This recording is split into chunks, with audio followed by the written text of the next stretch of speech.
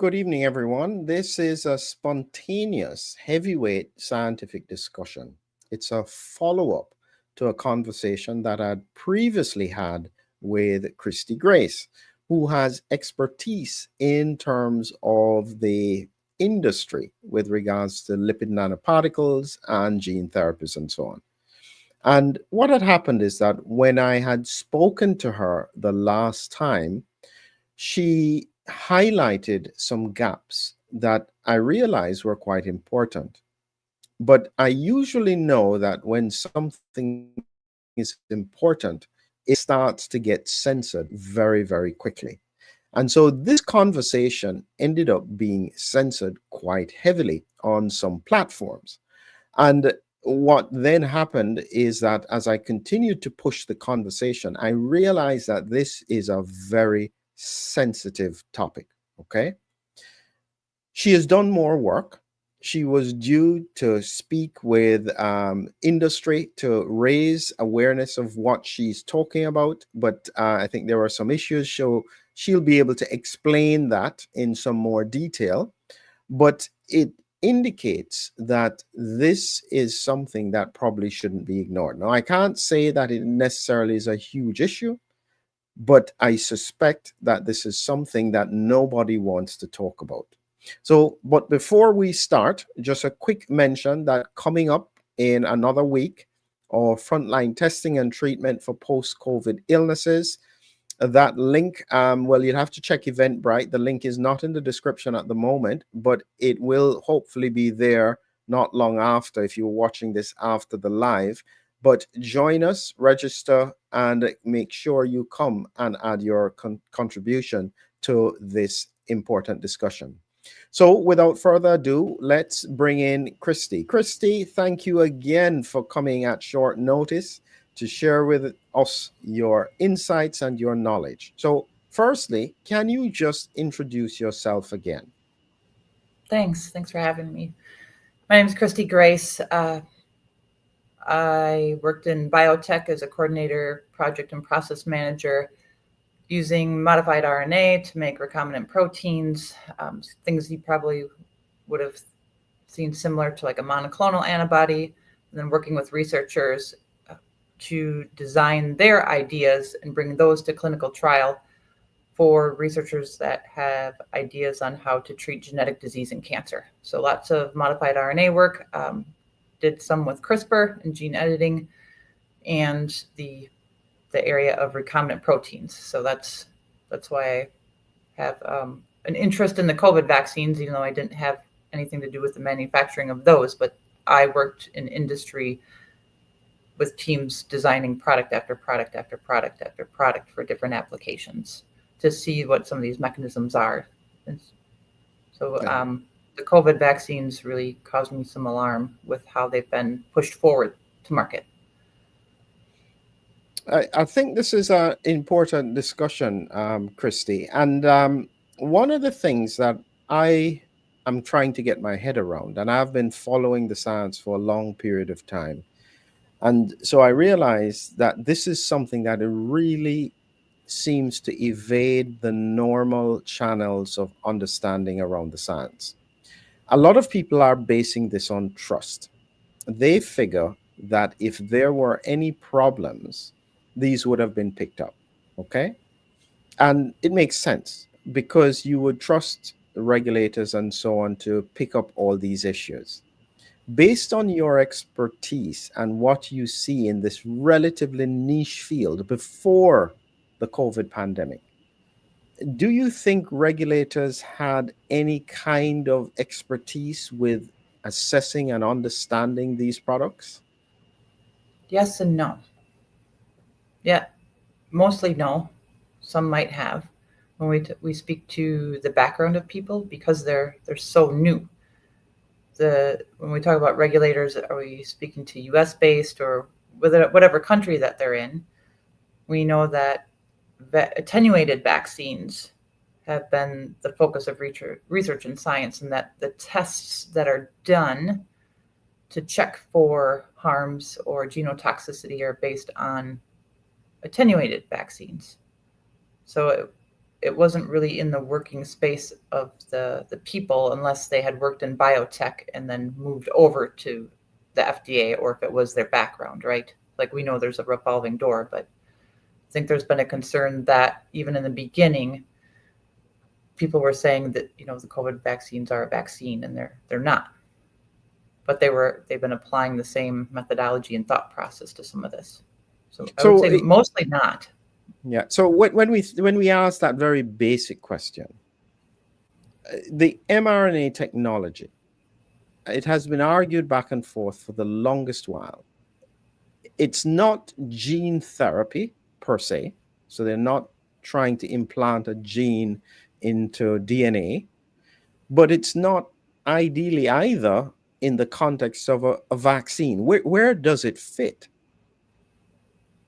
That's just my opinion. Like, my opinion is it's not quite gene therapy, but it's not a vaccine either. It's something else.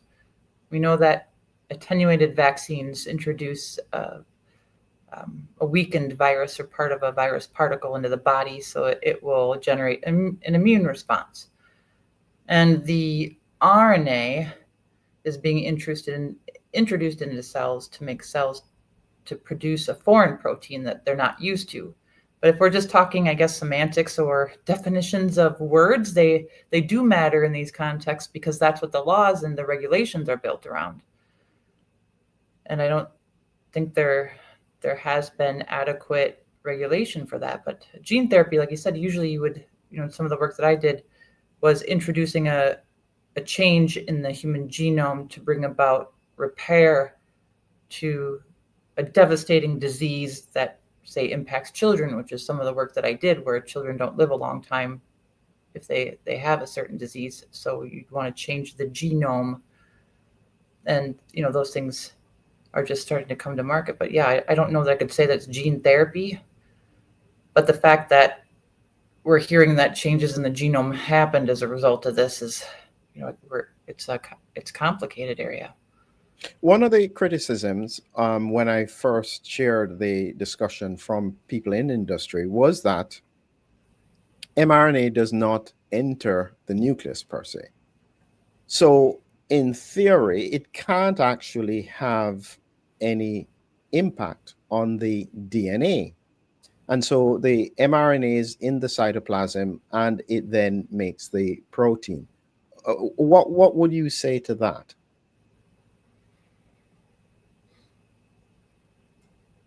We know it makes the protein. With regards to entering the nucleus, there's been, so that gets into a deeper, I guess, science discussion. The nucleus of our cells have protections to regulate what comes and goes out of the, what are called nuclear pores, and little holes. They're just channels, but it's really regulated. What someone makes as a product and what they intend it to do isn't always what the outcome is. So I guess there's a couple of things I would say here. We know there's linearized biotech plasmid, which has promoters on it. That is upwards of 200 billion pieces of it per dose. And we know the recent peer-reviewed publication by Dr. Speaker, Rose, and McKernan, and Taylor and Francis, they quantified that too, and they found levels of this DNA plasmid upwards of 400 sometimes the dose, which doesn't even matter. So RNA so we could go on a different, I guess, a stream talking about this. We know the DNA plasmid can enter the nucleus when a cell goes through its cell cycle called telophase. The mechanisms that protect and regulate what's entering the nucleus are temporarily kind of offline when a cell divides, so things can enter that point. So the DNA plasmid could get in there. The modified RNA could get in, but that would depend on if you want to talk about that for a couple of minutes, because the modified RNA could get into the nucleus as well. Well, I think the point is that when we think about it, because as I said, we're speaking to a lay audience, so we don't want to get too heavy.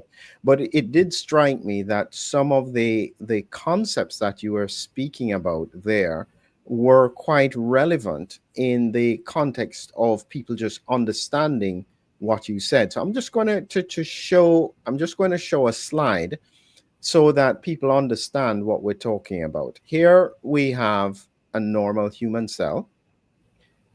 Anything inside that that purple cell wall is the cytoplasm. And then you have here the nuclear membrane, which protects the nucleus. And this is, again, protected space. So stuff that is in here doesn't easily get into the nucleus because it's protected. And so one of the arguments they've said is that mRNA, unlike even the AstraZeneca vaccine, which does go into the nucleus, all of the work happens outside here.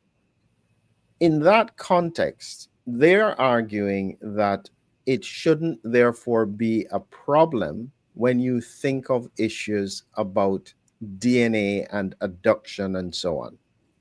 Is it just that there are more things that can get adducted, or is it that the only question is whether or not the mRNA gets transcribed into DNA, which that gets into the nucleus? Right. All. So I think the answer to that would be all. There's been a study that showed reverse transcribed into DNA, correct? So where the modified RNA that's going into the arms can go back or can be changed into DNA.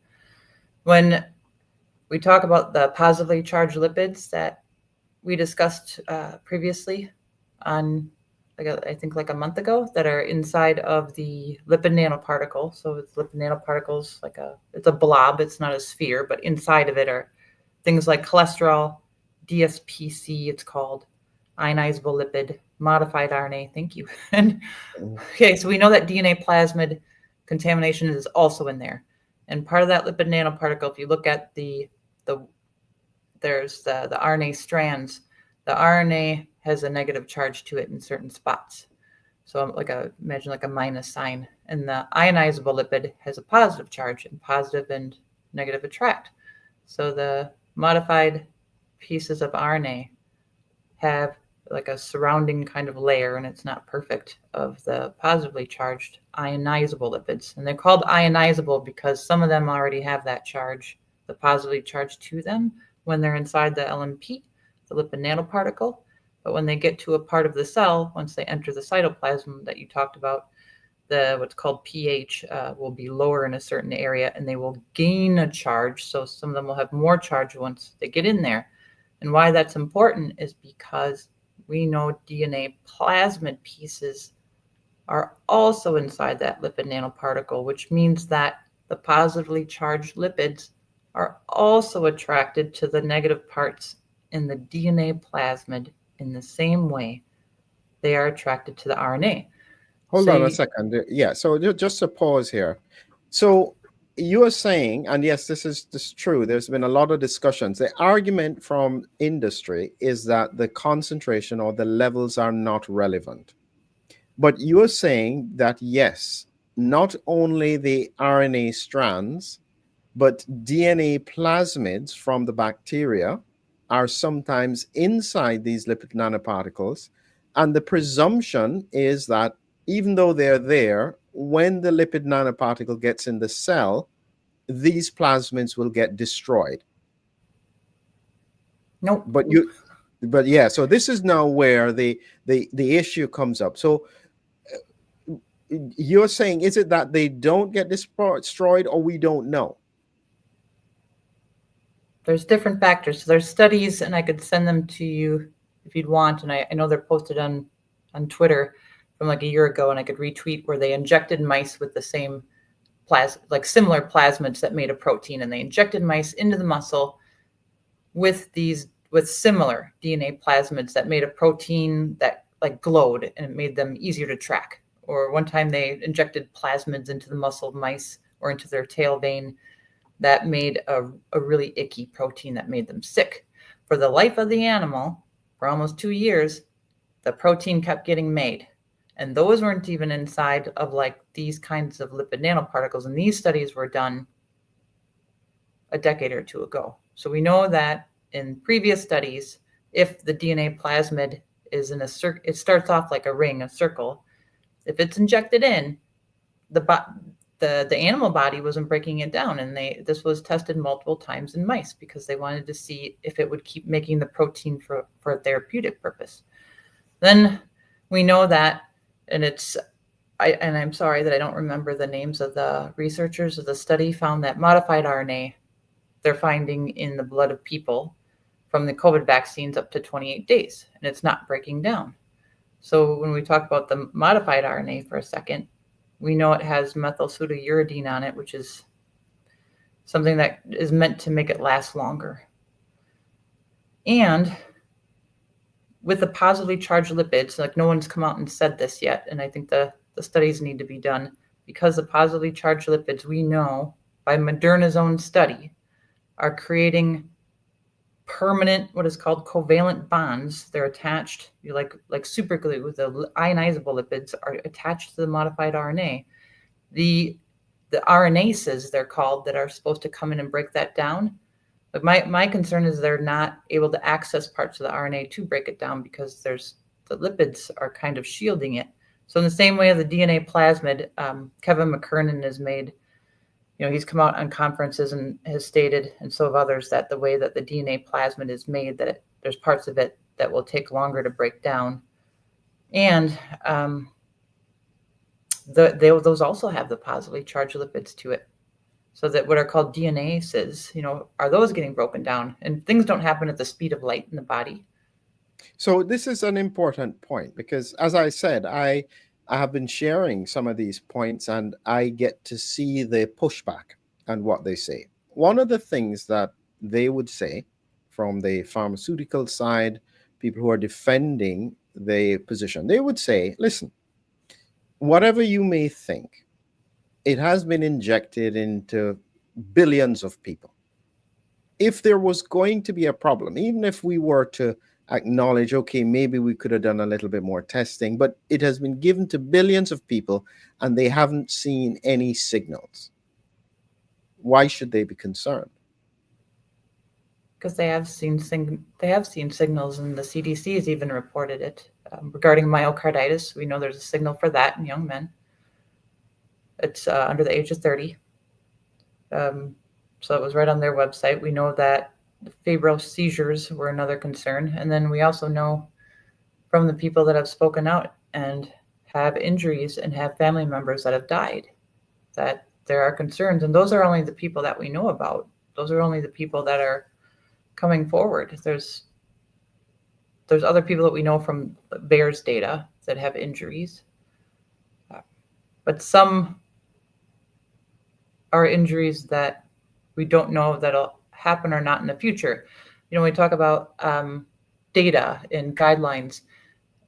I could send you, it would take me a little bit just to quick grab it. There's a FDA CBER HHS guideline of 2020 on genotoxicity and genetic products. And they talk about DNA plasmids in this guidance document. So it was put out by the FDA. And they state clearly in there that there may be a concern regarding genotoxicity and integration into the genome, or the plasmids going latent, meaning they could be inside of the exosome that's kind of like hiding out in the nucleus for up to 20 years, and that there needs to be monitoring for up to 20 years. So I know you're talking about the signal, but the FDA has already put out guidance on this, and it feels like they didn't follow their own guidance sheet from January of 2020. So when we think about that, then is why is it that as I reflected on this conversation we had the last time, and I was reflecting on what has happened this time, nobody else really seems to be talking about this? Is it that you are the only person who understands it, or is it that the other people in industry who understand this just don't care or don't think it's relevant? There are multiple conversations going on right now. That's a great question. A lot of the focus is on DNA plasmid and SV40 and the DNA levels. and integration in the plasmids. With regards to industry, I'm shocked that when Moderna, if we're talking about the adducts, Dr. McMillan, are you talking about the adduct formation? I'm shocked that Moderna didn't proceed when their own study, they showed in Pacaratel 2021, when they mixed the ionizable lipids with their modified RNA. Of course, they knew that they are bound together because the positive lipids bind to the negative charges on the modified RNA, but the fact that they found covalent bonds forming, meaning an adduct, which is known to have drugs pulled from the market if adducts are found to form in certain levels with our human DNA, that they didn't advance and check to see if it was also happening in the human body. So when you ask, did they know?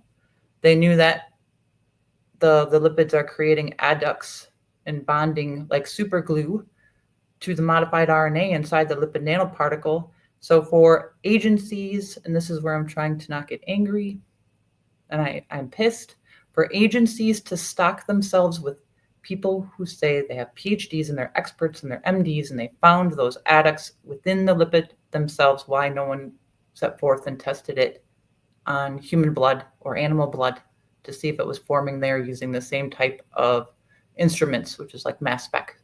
So yeah, I do have question whether or not people knew about it, because I can't just be one person sitting here on Twitter and they just didn't do anything about it, or they're just keeping their mouths shut. So it gets upsetting. So I think some of them it didn't think about it, but I have to assume someone did and didn't speak.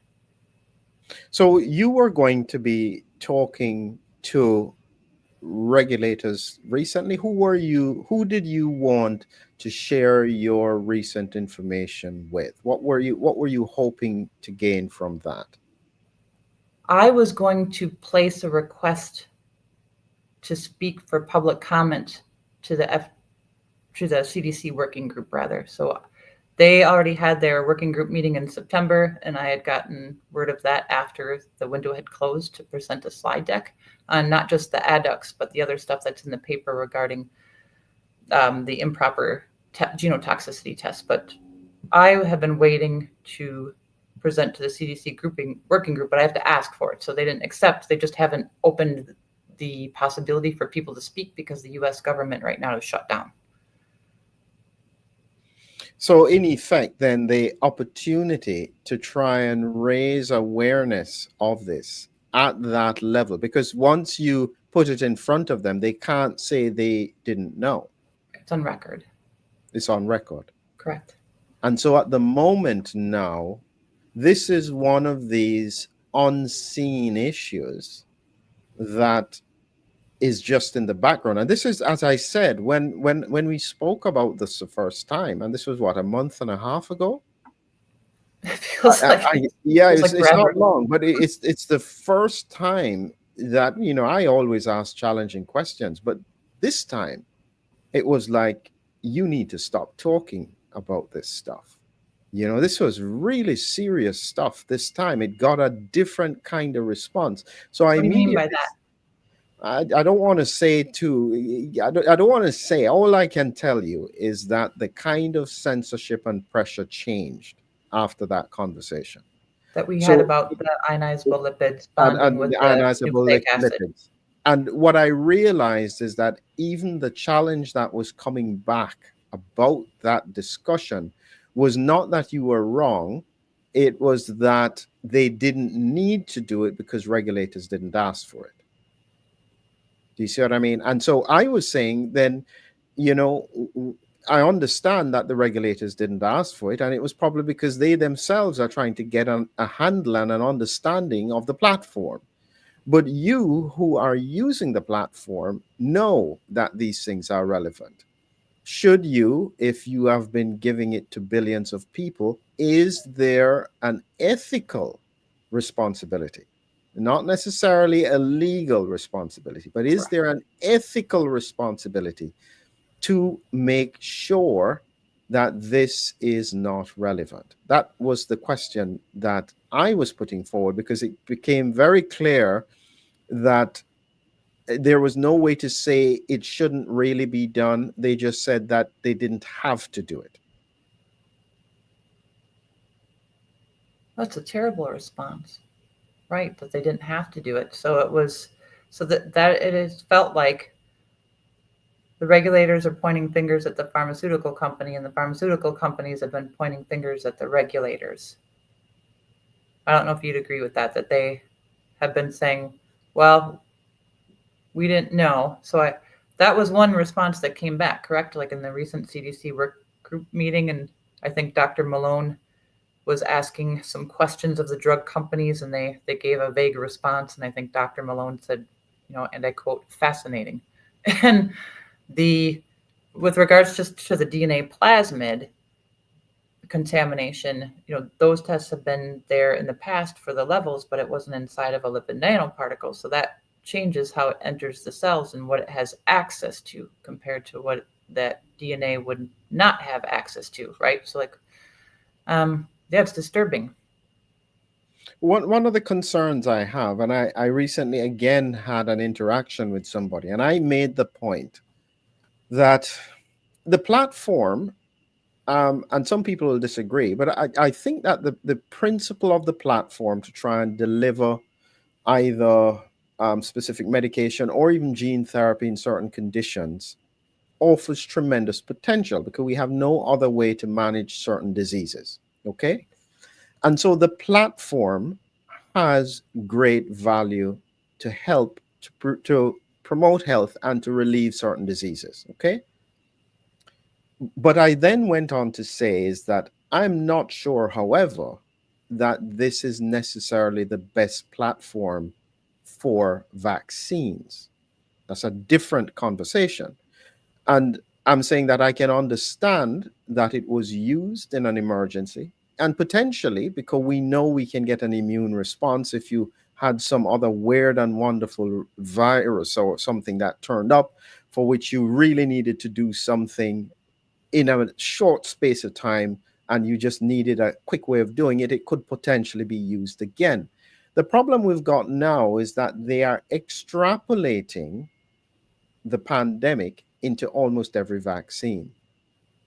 And so, therefore, if that is happening, you definitely need to do the full, thorough, appropriate testing.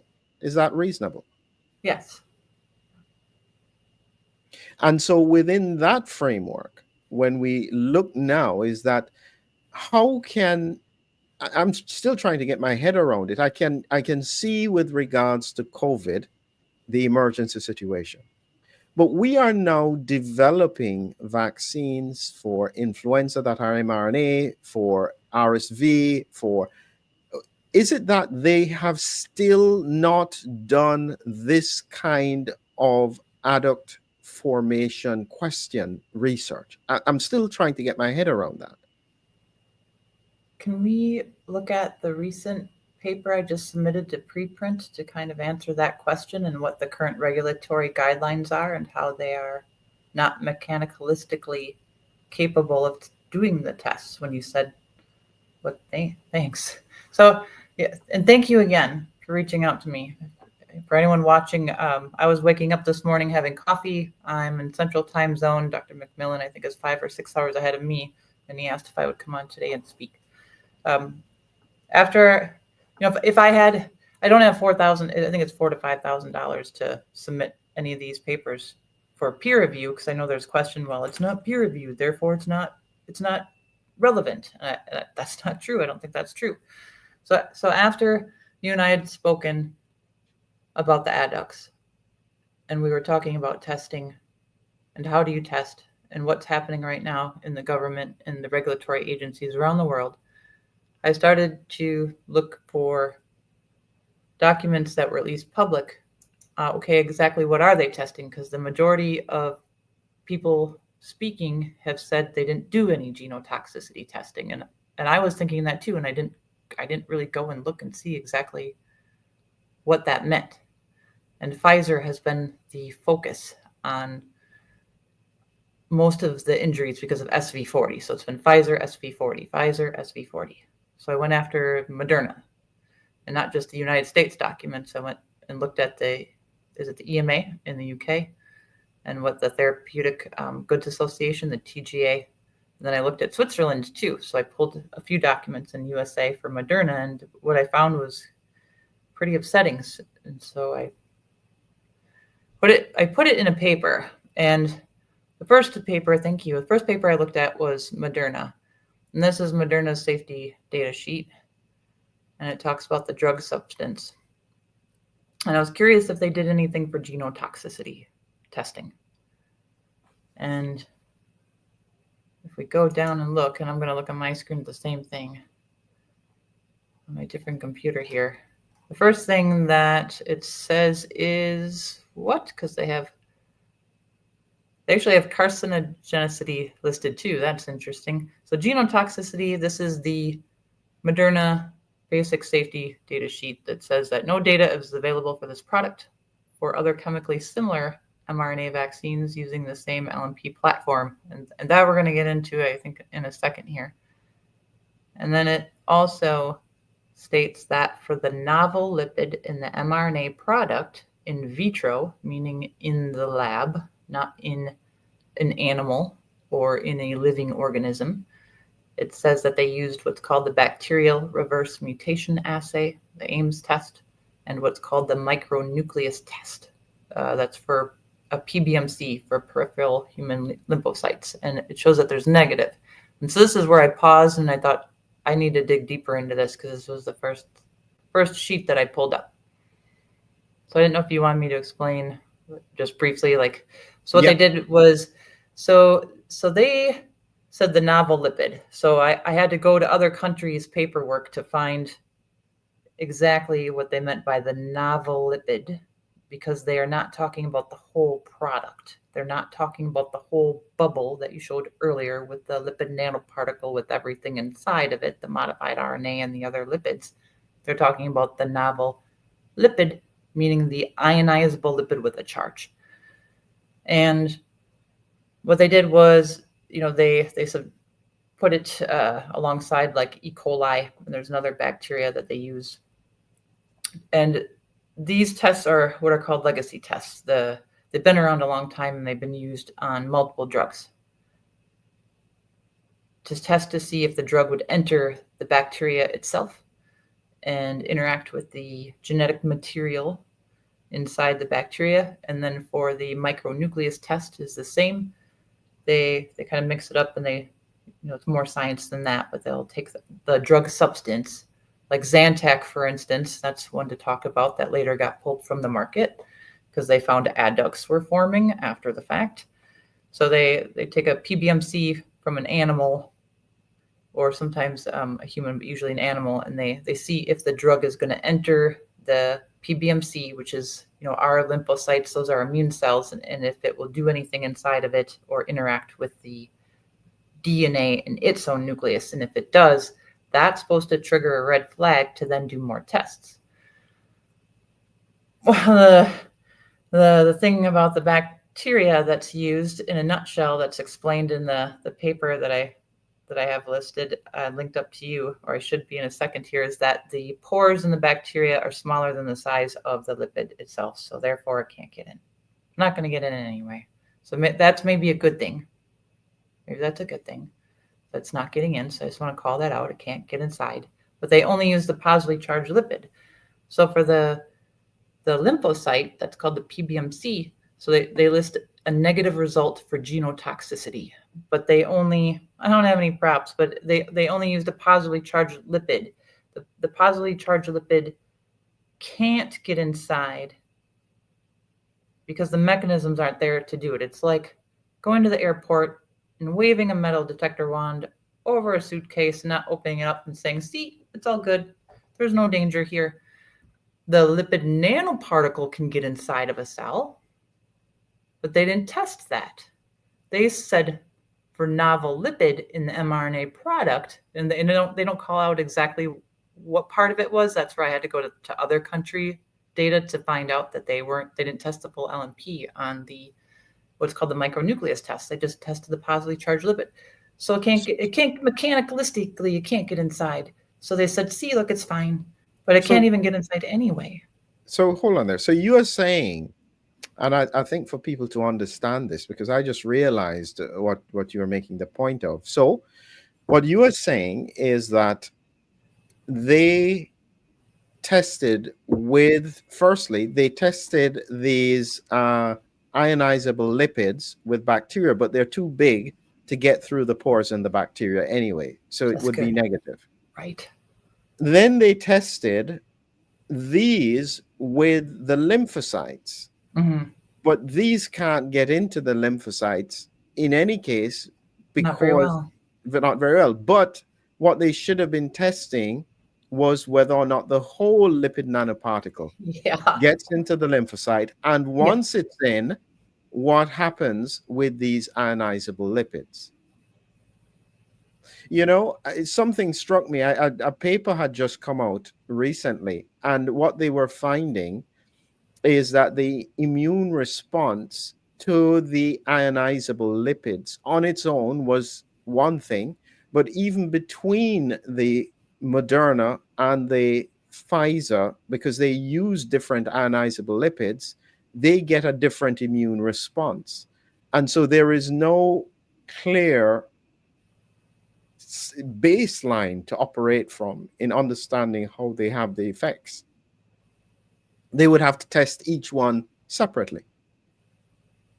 And the whole thing, but the With the interest whole. Mhm.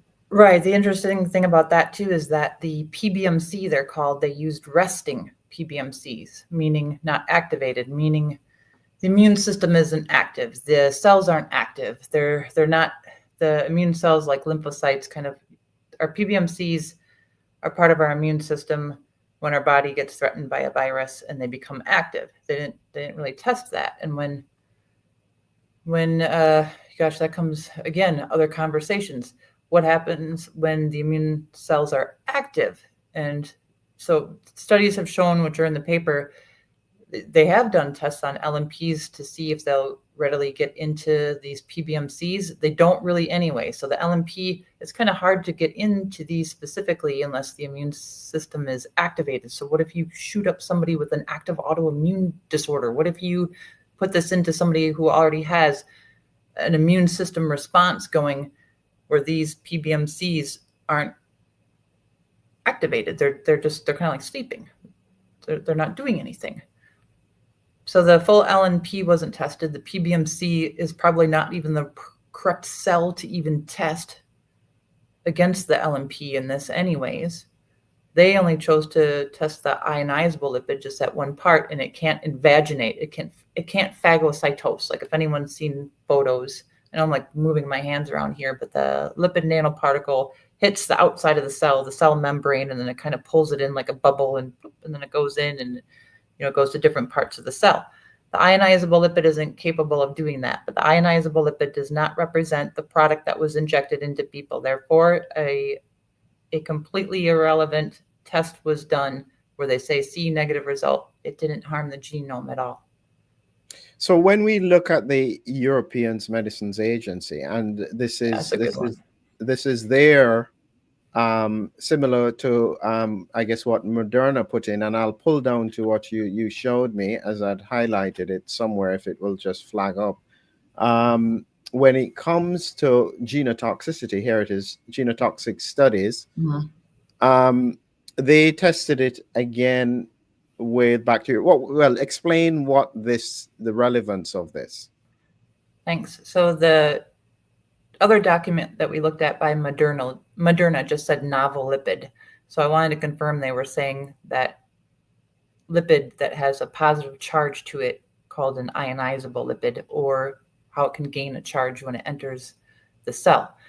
So that's why I started looking at other data to see exactly what they're talking about. So again, this has been Moderna and the SM102.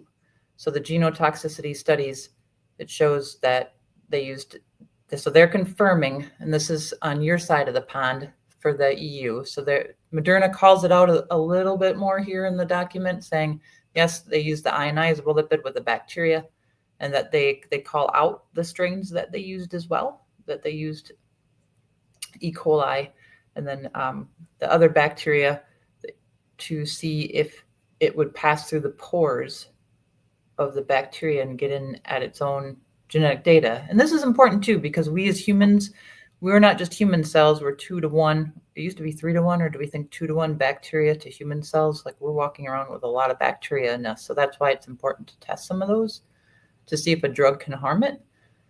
But then they also call out that SM-102, that's the ionizable lipid, was used in this micronucleus test using these PBMCs, and they call out lymphocyte.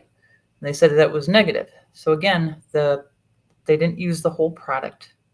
They didn't use the full LNP against those red blood cells, or the peripheral blood cell, or lymphocytes rather. They just used that one little lipid piece, which is not showing how things will work in the human body when you inject it in. It's not representative of the action of the drug itself on cells or any interaction. And then what gets more interesting is in this document, they list the Zika mRNA, which sounded crazy to me. So they said, hey, look at when we made this drug for Zika.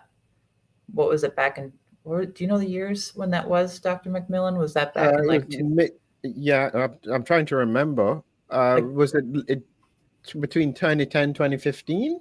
Somewhere around there, 2017, and Yeah. it never went to clinical trial. It never went to clinical trial.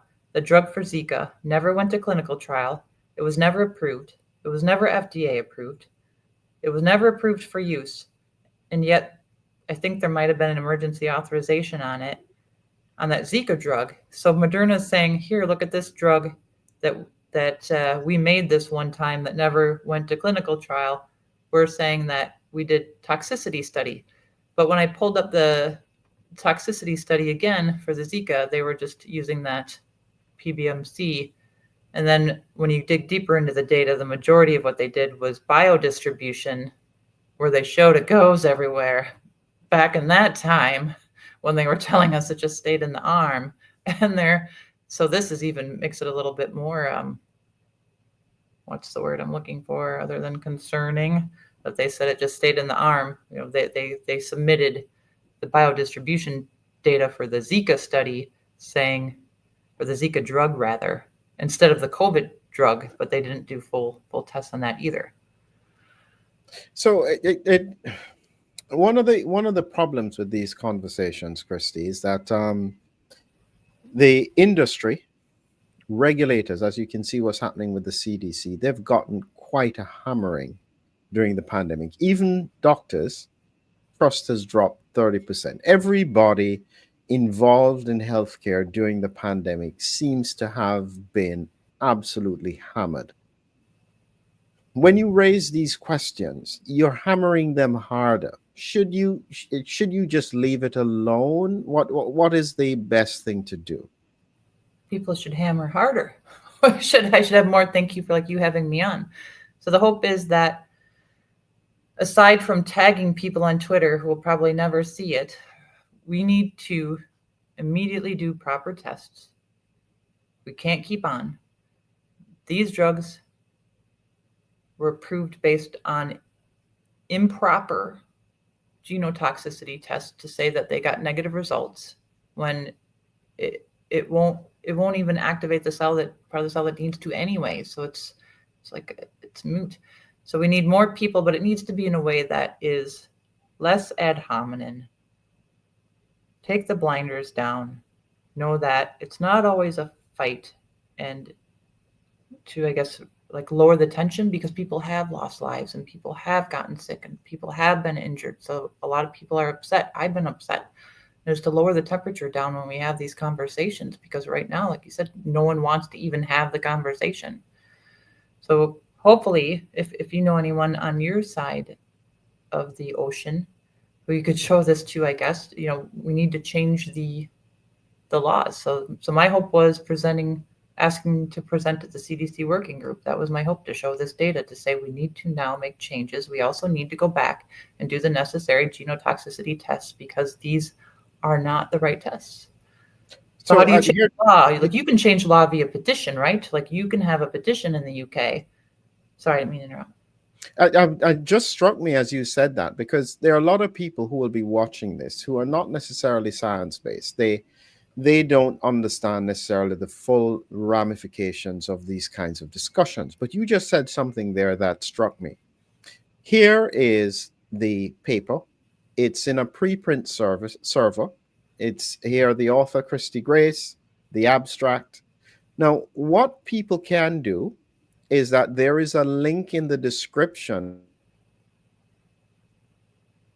They can go to the preprint server, they can download the paper, and then they can share it. Okay? So it's kind of like now I'm empowering people to make sure that the right people can't say they didn't know. So now think about this a minute, Christy. So people are listening now. There is a link in the description for them to click on that link or copy it in. They can get and download the paper, or they can share the link in an email. Who do they need to send this to raise awareness, where that person can't say, I was not aware of even this question? That depends on what country you live in, Yeah, correct? just generally. Yeah, just generally. So just imagine, is it their MP? Is it their Oh, is it Rupert? Rupert, what's his last name? Rupert with, Lowe. I'm trying to think of the MPs or the people in your country. no, don't worry about The not just origin. my country. I'm just saying Right. anywhere in the world. What would you advise people if they are sharing this information and you want it to make an impact, where almost any country, this is put in front of their respective regulators? Who would that be? If I dropped you in India, if I put you in some anywhere in the world, Argentina, who should get this information? The politicians and the regulatory agencies. The pharmaceutical companies, I mean, you could send them just to say, I sent that to you, but they could say, I didn't open it. But I know in the United States, our politicians like Thomas Massey and Rep. Green, like I had sent them some of the data, and the CDC, the FDA, HHS. So I'm sure they get inundated with it, but if enough people send something in, that might make an impact, where it's not just one email in a mountain of other emails coming in. And so when you think about it, then they send the emails. And so let's imagine thousands of people watch this. They all get the email link. They send it to the various politicians and so on. What is it that they need to tell these people to do? Do the proper tests and look at changing the regulatory rules, because that's what people have been using as an excuse. The regulation, right? They've been saying, we did what the FDA told us to do. We did what we were told to do. So the rules have to change. Mm-hmm. So the rules need to be changed. They need to be challenged. Now, the question would be, so these people get these emails and they're getting them all the time. Their question is, what's the big deal anyway? If this is relevant, how will it manifest in terms of disease? Then we have past precedent to look at. And that's why I brought up Zantac. The drugs in the past that have been removed from market that were found to cause adducts with the human genome, which means they're shown to cause a change and be a genotoxicity. Like Zantac was one. So I guess there are drugs that set precedent that were looked into and some were removed from the market. So I guess mentioning some of those drugs that were removed because they were found to cause adducts after the fact. It was after they got to market. That showed that these tests were ineffective in even those drug instances because, gosh, I'm going off on a tangent here. Like when you take a drug, it's metabolized by your body and it can form what are called intermediates. Kind of like if anyone drinks alcohol here, I can't drink beer, wish I could, I can't metabolize it properly, I get sick. But when you drink whiskey, if you drink beer, that is broken down into other substances. And what has been found in the past that these tests don't show, even with other drugs, is that things can change in the body and then adducts can form, and it can be a cancer concern. So we know Zantac. We know there's other drugs that have done this. So I think that's the concern. That not knowing is not an excuse to not do the proper test to check what the risk is. Because 5 billion people, and if, like you said, it's going to keep rolling into now what the influenza vaccine is going to be changed to this, if the HPV is going to be changed to this platform, there's great concern here. It's one thing to have something rolled out when there was an assumption of an emergency. That's not there anymore. Even if we don't agree that there was an emergency, it's time to pause it.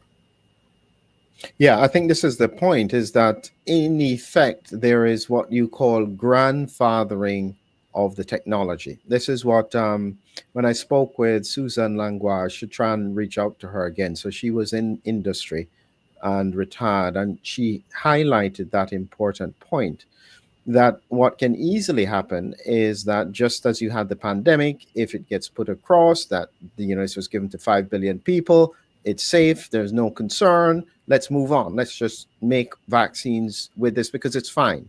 And so you grandfather, this is how it works, is that you grandfather the technology so you're able to skip a generation of testing. And you're able to then just bring it to market, which is exactly as she had predicted. Instead of going back and doing the necessary studies. So say, for instance, I know that there were supposed to have been parallel animal studies that were started and then the animals were killed late. So we don't know what are the implications of the ongoing, especially with boosters and so on. All of these things happened in the context of the emergency. But you're right. The emergency has passed. Therefore, there is a responsibility to go back and make sure all the appropriate tests were done. And a useful historical analogy, is, I have to be careful with the word because it triggers so many things, but thalidomide. The United States was saved from the impact of thalidomide because of one woman. I've forgotten her name now. And she just kept on insisting on testing to be done where there were gaps. And she saved a huge proportion of the United States because only a few people who could get it privately actually got thalidomide. And in the same way, history teaches us that skipping the testing will only come back to bite us. And some farmer people may listen to this. And here is what I said to one of them. The technology has use. You worked in the industry. You understand the value of the technology. Are you willing to let the whole platform be destroyed in the eyes of the public because people want to make money off vaccines? That's really the question. That was an excellent sentence. That was a great way to put that. Yeah, she's right.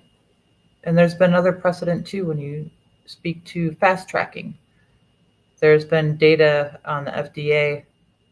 There's a study that was done, and it was more of looking at meta-analysis of drugs that have been springboarded off of other approved drugs, where there was actually approved drug, where the drug for Zika virus was never approved. It never even hit clinical trial, but that was used in the EA documents, or the EU rather, to support a lack of need to do further tests, when those tests weren't even fully done either. It never hit clinical trial. But there have been drugs that have been approved that were based off of other approved drugs.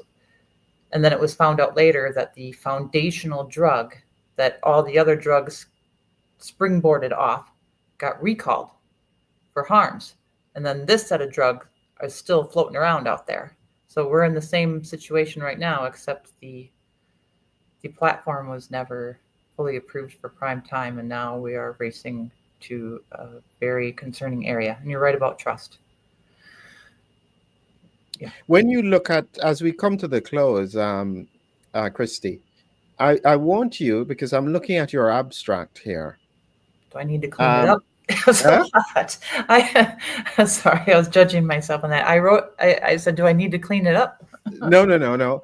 My question is, when you look at just the abstract, what would you say is the most important piece of this abstract? Because it's a lot of information. What do you think is the most relevant? The one sentence, however, these assays have the potential to be structurally and mechanistically incapable of detecting relevant risks. Where is that? Maybe about 4-5 sentences into the abstract where it says these assays have the potential. I also had to word it in a different way because I did get a kickback from preprint.org that didn't want my initial paper in there, which had a bit stronger language. So this is a little bit like neutral language. This is not my first draft of this, but yep, the assays that are currently used, the tests that are currently used by regulators all over the world are not structurally or mechanistically capable of assessing risk for these drugs. And is this, and because one of the things, as I say, I'm very aware of the difference in terms of platforms. So think about this carefully. When you think about the work that you had been doing in the past with mRNA technology, are you saying that even then the testing of that technology before COVID vaccine still was not structurally or mechanistically capable of detecting risks? Correct. And even before? Yeah, and to kind of go off of that too, the work that I did on teams that had really large hands in bringing some things to clinical trial to help kids that, when I say kids, I'm not trying to like plea for like an emotional response there either. I just want to clear that up because I know that happens sometimes. Adults too. The research and the treatments that are being designed and were being designed by researchers that wanted to bring something to market to help people with genetic disease and cancer, the demographic, the population that those drugs were being made for are people that had shortened life and suffering. That was their plan A. Shortened life. Not suffering free. I mean, we all suffer, but they're devastating diseases. So those drugs, as you said, this platform was for people that are dying young, for people that are not able to walk, the people who are not able to enjoy life. And so they came with risk. Where plan B was getting help and seeing these devastating symptoms disappear or be lowered in exchange for risk, and the regulatory agencies and the rules involved still are not adequate. That is probably one of the most important points with regards to this. When these products were being developed, they were primarily focused on trying to extend the life and the quality of life of people who were already sick. Right. They already had either disease, whether it's cancer, or genetic disease, for which there were limited therapeutic options. And so therefore you're in a position to try more stuff, higher risk stuff, in order to bring benefit. And that's the beauty of medicine. This is why I said I know the platform has great value. But what seems to have happened here is that there was a window around the pandemic. And I remember when I spoke with Nicholas, oh goodness, I spoke with somebody in industry who worked with vaccines, and he said at the time in May of 2020, they thought there is no way that mRNA technology will ever get approved because there are so many hurdles to jump through. It's just not not possible. And then when it was fast tracked, that changed everything. And so suddenly, and I think this is the important bit, is that the technology, I still argue, I don't see from my angle the fact that in order to make a foreign protein to trigger the immune system, the lipid nanoparticle as a vaccine has to make the cell suppress interferon. So there has to be cellular interferon suppression in order to make this foreign protein for the immune system to attack. Fundamentally, that just doesn't seem right. And so my question still is that I am genuinely not sure, and I don't think I should be censored for this opinion. I am just genuinely not sure scientifically that the platform should be used, except in an absolute emergency, for vaccines. Right. Unhealthy people. Like if it were Ebola, like Yeah. if we think about devastating Yeah, so things like imagine that. you have Ebola, it's spreading rapidly. Granted, it doesn't spread that rapidly, but if you imagine a variant of it that was just devastating, for which if you could make a protein that would protect the person who was injected with it, yeah, I could see that in an emergency. That's what we have proved, that in an emergency, we have the potential to use this as a technology to help us to do things quickly. I But think what that'll be they're also, sorry, go ahead. Hmm? I Yeah, was yeah, but also what going to they're say, doing now is transitioning this yeah, into everything without the appropriate investigations. I was going to say that because I knew someone was going to bring it up. Like I know it's that it didn't work anyway. Like What the didn't COVID, work? that there's studies that have been conflicting whether or not the production of the spike protein in the human body didn't help anyway. Yeah, That they were, it well, wasn't effective anyway. But like, yeah. yeah, if we're playing devil's advocate and If we're saying playing we've got devil's advocate, this so population suffering, what I can say quite honestly about the platform, and is that I know that it can trigger the immune response to target a specific protein. That I think is without question. My point is that I think in any case they picked the wrong disease. COVID is a disease where the immune system kills you for severe COVID. So it's like I just recently did the presentation. I compare severe COVID to rheumatic fever. It's the immune response that does the damage. So, how in the world are you going to get that perfect balance of immunity where it reacts just to the virus and doesn't overreact and destroy the person? That's that's fundamentally why I think this is the wrong disease, but that's a separate issue. The point being is that the technology has shown that it can make the immune system make a protein and trigger an immune response. In an absolute emergency, I would think, yeah, if that's the fastest way we can get to market with potentially an urgent vaccine whilst we work on others, then that's reasonable. But what is happening now to me, in my mind, doesn't seem right.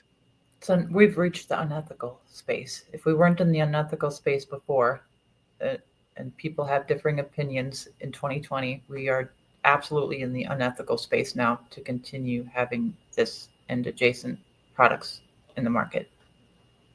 So, Christy, as we close out, um, as I before we close out, before I capture her last words, just a reminder for people who have just joined us, what we are proposing to do is that in the description is the link to this paper. It's a preprint, but it has all the information that Christy is talking about. Remember, it's not whether or not Christy is right, it's whether or not these tests have actually been done. But most people have no idea that these tests should even be done. So, what it means is that your responsibility is simple: get the link from the description, download the paper, or just share the link. You send an email to whomever you think in your country is relevant to know about this information. It may be about 4 or 5 people. One may be your MP or whichever politician is in your area. 2 may be to the scientific regulatory organization in your country. And you may send it to your prime minister, whoever. The point is that if everyone acts and takes this information and shares it around, we cannot have the excuse in the future that we didn't know. Because at the end of the day, we just need the tests done. And if everything is fine, no problem. So, what are your final thoughts, Christie? It's blowing my mind that I have to think about this stuff, or anyone else has to think about this stuff.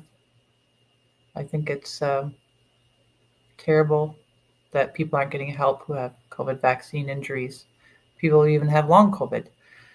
People have lost family members. So I just wanted to say that I appreciate people who have spoken out like yourself and the risks that came with that, because there are not enough voices speaking out for the larger number of people that need help.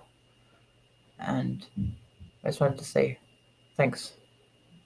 I think that was it. Just that, yeah, I hope making some contacts with some regulatory agencies will help, because that one sentence there that you highlighted is the excuse that they've been using, that we did what we were told. Yeah. So just Thank say you. thanks. Yeah. Yeah. Really appreciate it. Again, Christie, appreciate the short notice. Appreciate you doing the work. Appreciate all that you have done to raise awareness about this. And as we said at the end of the day, if there is no problem, that's even better news. And that will help pharma, because they will be able to say, look, we have done all the necessary tests. Everything is fine. There is no concern. And everybody will be happy. But to not do it, especially when they are now aware that it hasn't been done, that borders on negligence. And for that, I don't think that there is a good excuse. So thank you again, Christie. I'll ask you to wait with me for the outro, but just as a final reminder to people, coming up next week is our conference looking at frontline testing and treatment for post-COVID illnesses. Join us. There will be a link. I'll continue to talk about it throughout the week, but just look out for it, 6 p.m. UK time next week, Saturday. And that's where we will be in terms of understanding what happens next. So again, thank you, Christie. And if you just wait with me for the outro, and thanks everyone for staying with us for this conversation. Thanks. Thank you.